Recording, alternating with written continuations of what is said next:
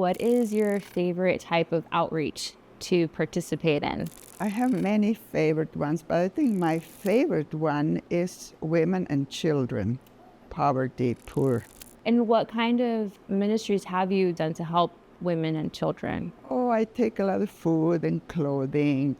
How about you? What inspired you to do this? My type of outreach has always been a little bit different. I have enjoyed doing mission trips, whether they were like evangelism trips that I really enjoyed speaking, or I've been able to go to several medical mission trips, and that has always been a big blessing. Probably one of my favorite type of mission trips is medical mission trips, because I get to see so many people be helped that normally would not get any help if it wasn't for like the group that, for whatever, with whatever group we're there with, they're getting medical attention, treatments, surgeries that they've waited for years for. So it's very rewarding to just see that and to be part of that.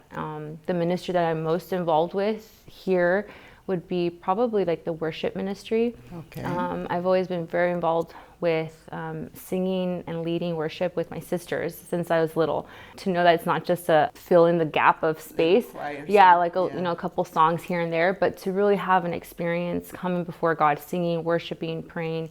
And so I really enjoy that. That's singing. Beautiful. Yeah. Now, I don't know how, I don't sing very good, so I don't do that.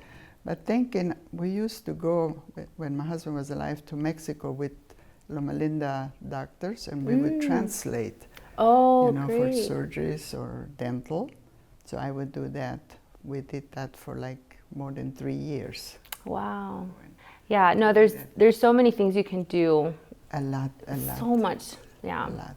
How have you felt God lead to like a specific ministry or outreach, or like how have you felt God direct you into like what to be involved in? I always like the children. It really draws me to it, just something it impresses me to do.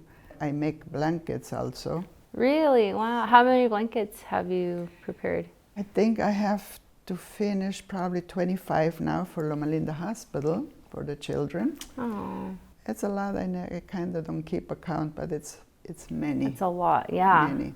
Some I give to a friend and she sends it to Mexico, or she takes it personally for orphanages or adult people.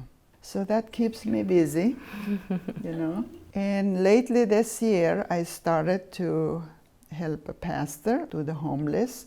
He preaches in a parking lot, so I translate many times. Wow. And I cook, and then I also make blankets for the homeless. And so we give them out, and there's many things. They give out clothing, and give out fresh vegetables and canned food, and there's a lot of prayers and a lot of compassion goes on. How have you seen their response when you go? Are they responsive? Like, do they? Many people are very responsive. They want prayers and more prayers, and help me find a little place where to live. Or we also have made food and just drive around, and wherever we see a homeless, we just give it out to them. And that's beautiful. then I only cook also for my dogs,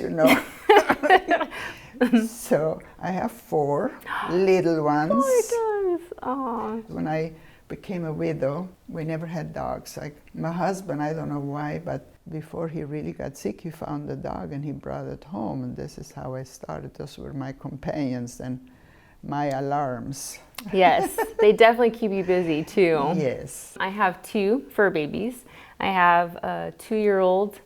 He's a Queensland Heeler, or like a cattle dog. Okay. And then I have a 13-year-old Basset Hound, the one with the really long ears, the hush puppies. So it's beautiful. Yeah, they're great. One of them keeps the other one active and running, and they're always playing, and so it definitely keeps him young. I love taking care of them, and how happy they're always to see you when you come home, and they're just very much. Yeah. I have 1 mini pincher who is gotten kind of heavy. I have a Schnauzer. Okay. A little Chihuahua who has no hair, almost. And another mixed who has like 50 kinds of dogs in her.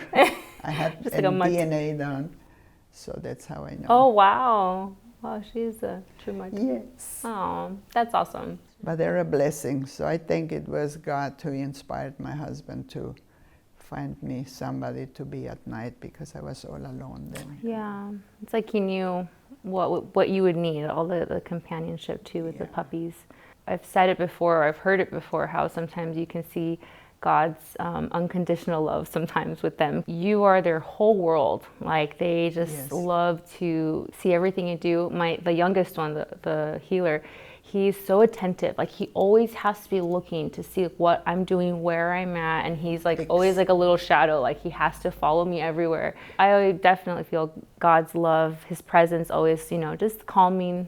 When they're with me, and so they're definitely a gift for sure. They fill the emptiness, And definitely the protection. He definitely knows he's like the guard dog. He's always listening. And it's like anything that walks in front of the house, I'm like, it's okay, relax. It's just the neighbor. He feels like he has to protect. Anybody who comes in the driveway, they hear. Yeah, God has been good to me. I feel in my life I have been really guided by the Lord.